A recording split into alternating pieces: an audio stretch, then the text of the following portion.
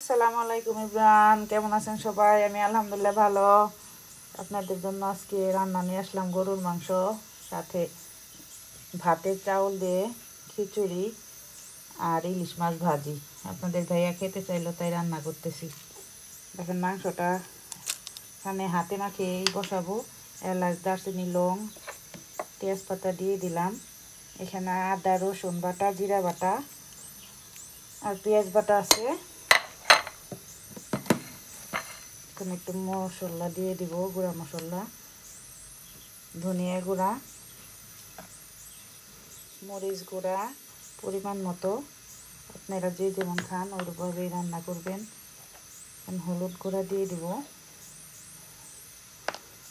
একটু লবণ দিয়ে দিব স্বাদ অনুযায়ী।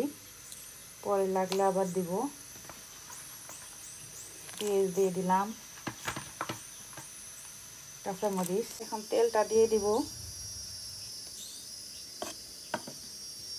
চুলায় দিয়ে মাখিয়ে নিব।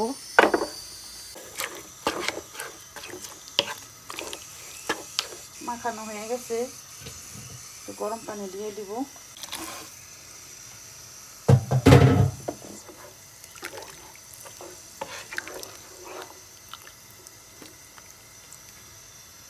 ঢাকনা দিয়ে বসিয়ে দিব।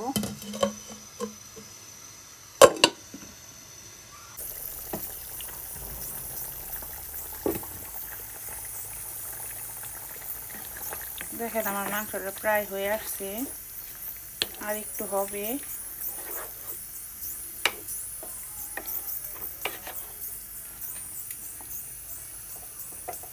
খিচুড়ি দিয়ে খাবে, এই জন্য একটু ঝোল রাখবো।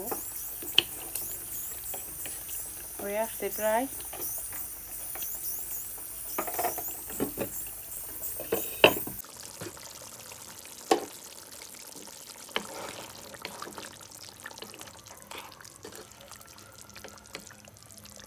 হয়ে গেছে, নামিয়ে নিব।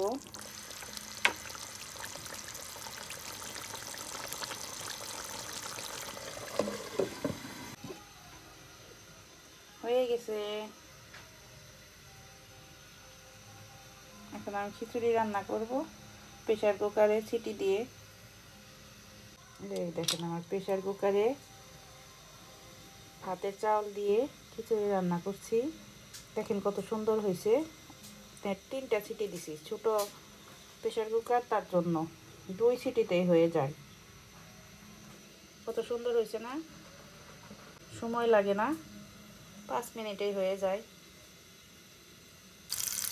তার সাথে এখন ইলিশ মাছ ভাজি করব।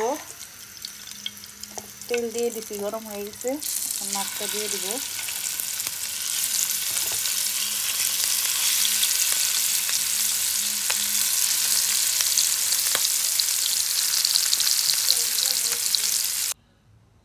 এখন আমার রান্নাটা হয়ে গেছে।